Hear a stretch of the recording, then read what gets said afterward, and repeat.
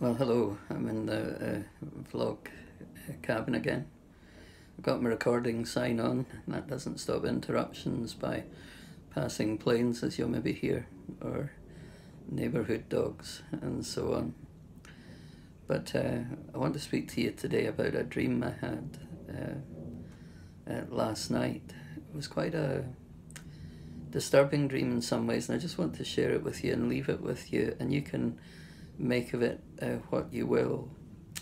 I dreamt that I was observing a country road, and the country road had some rubble beside it, and on top of the rubble was lying a sculpture which seemed to be of an eagle, a magnificent eagle actually, a huge eagle that had been wounded in flight, and that's what the sculpture was of. And driving past the sculpture was a Mini, and the Mini seemed just continued its way, as though the occupants of the Mini were quite disinterested in this magnificent sculpture of this wounded eagle. Let me try and interpret that for you as best as I can, and leave it with you to see what you make of it. And if you want to pray about it, pray about it. If you want to dismiss it, dismiss it. But in my picture language, eagles represent the prophetic side of a relationship with God.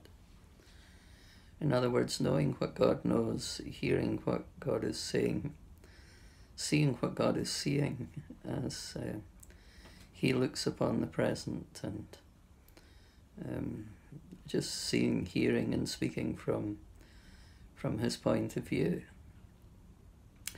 Cars in my dreams represent ministry.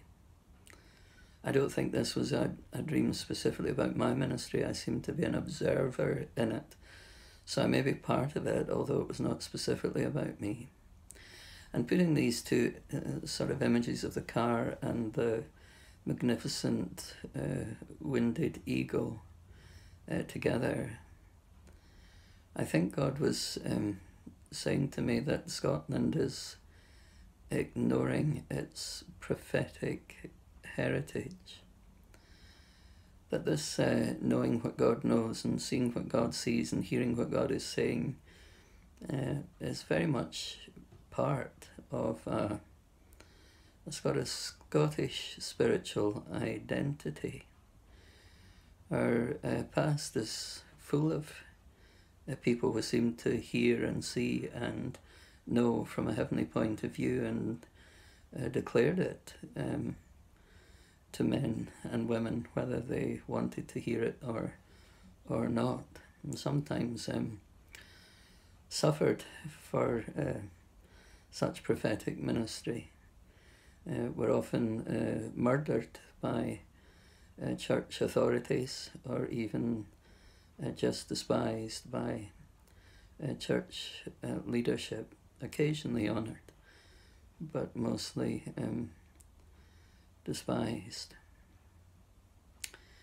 So that was the dream I had, that somehow Scotland is ignoring the prophetic element of spiritual life that was once part of our heritage.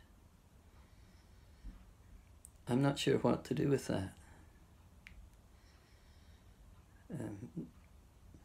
I wonder if I, and maybe some of you, if you're so led, listening to this, if we need to just come before God and repent of that, and ask that somehow that element of our heritage might still be allowed to be part of our destiny, that we might be given a chance again as a nation under God to hear the word of the Lord and to declare that word.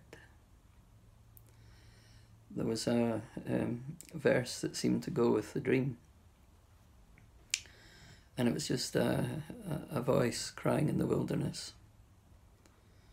That was all, a voice crying in the wilderness. What shall I cry? That question was unanswered. But the verse was there, a voice crying in the wilderness. What shall I cry? So I leave that with you. It's an unusual vlog. But I ask you to, especially if you're living in Scotland, whether you're Scottish or not by birth, if you're living in Scotland, well, that's because that's the will of God for you at this moment. So if you're living in Scotland, I offer that dream to you. And if you want to just discount it, discount it. But if you want to hold it before God and see if He's asking anything of you in response to what I've shared, then do that. And God bless you as you do.